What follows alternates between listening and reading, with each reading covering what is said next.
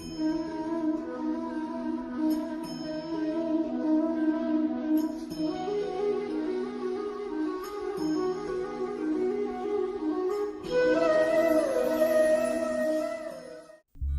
साथियों, मैं आचार्य रमेश धस्मान आपका स्वागत करता हूं मेरे इस वीडियो चैनल जिसका नाम है ज्योतिष दृष्टि। साथियों, मेरा आपने ज्योतिष दृष्टि में कई प्रकार के विचारों को सुना होगा, देखा भी होगा। कई मित्रों ने मुझे टेलीफोनिकली वार्तालाप भी की और भगवान की कृपा से मनोकामनाएं उनकी पूर्ण हुई। क्योंकि मेरा एक सिद्धांत है, मैं सरल से सरल उपाय बताने की कोशिश करता हूँ। ज्योतिष डराती नहीं है, ज्योतिष बहुत सरस है। आपके कर्म ही आपको आगे लेकर के जाते हैं। तो आइए 25 मार्च से 31 मार्च तक साप्ताहिक फलादेश में चलें। इस सप्ताह के अंतर्गत मेष राशि वालों के लिए ये सप्ताह ज़्यादा अच्छा नहीं कहा गया। कुछ न कुछ परेशानियां उत्पन्न हो जाती है जिससे कष्ट इनके शरीर में बना रहेगा। इन कष्टों के निवारण के लिए गौ सेवा कीजिए, आपको सफलता प्राप्त होगी। वृष राशि वालों के लिए समय बहुत अच्छा है, उन्नति कारक है, यशमान वृद्धि होगी, धन धान्य की वृद्धि होगी, परिवार में आनंद की प्रतिभूति बनी रहेगी।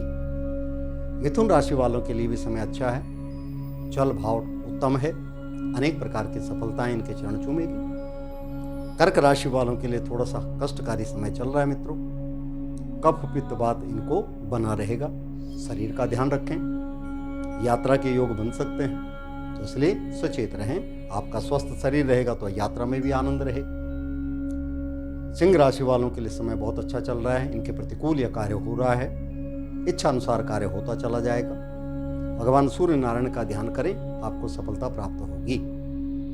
कन्या राशि वालों के लिए समय अच्छा है, उन्नति कारक है, यशमान में वृद्धि, परिवार में सुख आनंद स्मृति कारक है, धन धान्य की वृद्धि होगी। तुला राशि वालों के लिए समय अच्छा नहीं चल रहा है, आपको शरीर का ध्यान रखना पड़ेगा। धन का अपव्यय भी हो सकता है, मित्रों से असहयोग की भावना बनी रहेगी। इस सप्ताह करना क्या आपने, अगर आप करना चाहो तो गौ माता को रोटी पर गुड़ लगा के खिलाएं, बड़ा लाभ मिलेगा। तुला के बाद वृश्चिक राशि वालों के लिए समय अच्छा है, उनके प्रतिकूल कार्य जो हो रहे हैं, मन इच्छानुसार उनके कार्य भी संपन्न होते चले जाएंगे। नए नए कार्यों की विचारधारा बनेगी। परिवार में सहयोग रहेगा, मित्रों से भी सहयोग मिलेगा। वृश्चिक के बाद चलते हैं धनराशि में।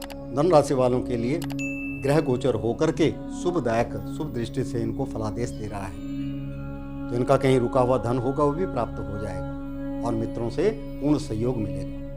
नए कारोबार की रूपरेखा बन सकती है, उसमें आप कार्य करें, लाभ मिलेगा। धनु के बाद चलते हैं मकर राशि में। मकर राशि वालों के लिए समय ज़्यादा अच्छा नहीं कहा गया। इस समय वाहन इत्यादि से चोट लगने का खतरा है। न चाहते हुए भी आपको मैंने तो चलाया नहीं, फिर भी कोई टक्कर मार के चला जाए, इस प्रकार की असुविधा बनती है। मित्रों, इस सप्ताह के अंतर्गत मकर राशि वालों के लिए उत्तम कार्य तो यह है, हनुमान जी का ध्यान करें। संकट कटे मिटे शक्ति राजो सुमरे हनुमत बल की जय जय जय हनुमान गोसाई कृपा करो गुरुदेव के नाम। ऐसा ध्यान करें, बड़ी सफलता प्राप्त होगी, लाभ मिलेगा। और प्रत्येक मंगलवार को भगवान बजरंग जी के मंदिर, हनुमान जी के मंदिर में जाकर के प्रसाद चढ़ा के आएं, अधिक से अधिक प्रसाद को बांटें, तब भी संकटों का निवारण हो जाता है। मकर के बाद कुंभ राशि वालों के लिए चलें। कुंभ राशि वालों के लिए समय बहुत अच्छा है, उन्नति कारक है, यशमान में वृद्धि होगी, परिवार में सुख आनंद मिलेगा और धर्म के रास्ते पे चलोगे तो आपकी विजय बनी रहेगी। कुंभ के बाद मीन राशि वालों के लिए, मीन राशि वालों के लिए समय बहुत अच्छा है, उन्नति कारक है, यशमान में वृद्धि होगी, परिवार में सुख आनंद मिलेगा, समृद्धि कारक आनंद की प्रतिभूति बनी रहती है, मित्रों से पूर्ण सहयोग मिलेगा, सहचर शुभ समाचार मिलने की पूर्ण संभावना है, परिवार में सहयोग पूर्ण रहेगा। धन का थोड़ा बहुत अपव्यय हो सकता है, इसलिए सचेत रहें। इस सप्ताह के अंतर्गत सभी राशि वालों ने करना क्या है, एक सिद्धांत मैं आपको देता हूं। जितने भी मूक पशुओं की आप सेवा कर सकते हो, बड़ी अच्छी बात है। कई लोग कहते हैं महाराज हम तो कुत्ते को खाना खिलाते हैं, दूध पिलाते हैं और पक्षियों को चारा डालते हैं, पशुओं को ये करते हैं, बहुत अच्छी बात है। मूक पशु पक्षी आपको कहते कुछ नहीं, लेकिन आशीर्वाद देगा। मित्रों, आप छोटी सी बात समझिए, किसी भूखे को आपने भोजन करा दिया, पेट भर गया उसका, तो उसके मन से आपके प्रति जो भावना निकलेगी वो शुभदायक ही रहेगी। इसीलिए बड़ा अच्छा, बहुत पुरानी फिल्मों के गाने थे कि गरीबों की सुनो तुम्हारी सुनेगा, तुम 1 पैसा दोगे वो 10 लाख देगा। उस बेचारे ने तो क्या देना, लेकिन उसकी आत्मा से निकला हुआ जो आशीर्वाद है वो आपको इस उन्नति के मार्ग पे ले जाएगा कि आप सोच भी नहीं सकते। इसलिए हो सके अपने अड़ोस पड़ोस, भाई बंद मित्र, जो आपको दिखता है, सहायता जितना आप कर सकते हो। सहचरम सर्वभूतानां देवानां प्रतिबद्धते, अर्थात जितना एक दूसरे का सहयोग करके और एक दूसरे की प्रक्रिया करके आप लाभ लेते हो ना, तो उससे बड़ा सफलता प्राप्त होगी। तो कोशिश करो, मंदिर में, गुरुद्वारे में, जहाँ कहीं भी भंडारा इत्यादि लगता हो, अपने हाथ से कुछ सेवा करके आ जाइए, जिसको भी आप मानते। हमारे एक अध्यापक जी हैं, उनका प्रश्न था, आचार्य जी मुझे समय नहीं मिलता क्योंकि मुझे 15-20 किलोमीटर जाना पड़ता है, तो सवेरे सवेरे निकल करके मैं गाड़ी में चला जाता हूँ, रात्रि को भी लेट आता हूँ, तो जो आप उपाय बताते हैं नहीं हो पाते। तो मैंने उनको कहा, आप तो अध्यापक हैं, बड़े ज्ञानवान हैं, वो बालक जो हैं, किसी को पुस्तक की ज़रूरत होती है, किसी को पेंसिल की ज़रूरत होती है, तो आप ये चीज़ें ले लिया करो, ये भी एक दान है। उस व्यक्ति की, उस बच्चे की सहायता कर दीजिए, पेंसिल से, रबड़ से, कापी से। तो आपका ये जो दिया हुआ दान है, विद्या दान जो है, सबसे बड़ा दान माना गया, उत्तम दान माना गया। किसी के जीवन को बनाने का जो लक्ष्य आप रखते हो, उस जैसी चीज नहीं।